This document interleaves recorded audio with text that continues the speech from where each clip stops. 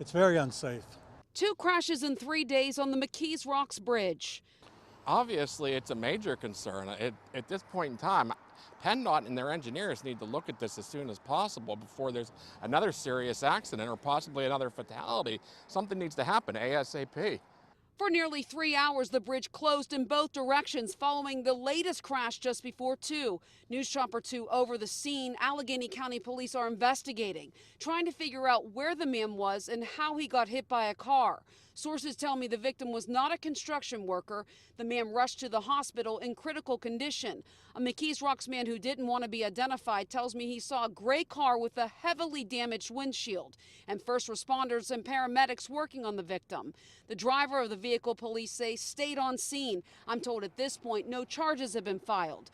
A man who regularly uses the bridge tells me with all of the traffic and construction on the bridge, he has some serious safety concerns.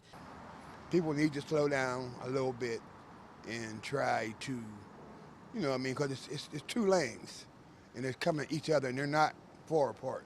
Traffic was restricted from 3 lanes to 2 lanes at the time of the crash. It comes 3 days after 38-year-old Kendra Fennell died after a head-on crash on the bridge Saturday around 6 p.m. on the Pittsburgh side of the bridge.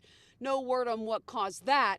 PennDOT tells me in light of the 2 incidents, they plan to review the work zone. Meantime, Brighton Heights resident Joe Harper wants action. They need to do something about it. They need to put signs up, they need to put flashers up, they need to put cameras up. Whatever it is that they have to do, they have to do it because there's too many people dying on this bridge. The president of Allegheny County Council promises to make sure something is done. I'm going to reach out to them first thing in the morning to try to see what we can do to get this rectified because this can't continue.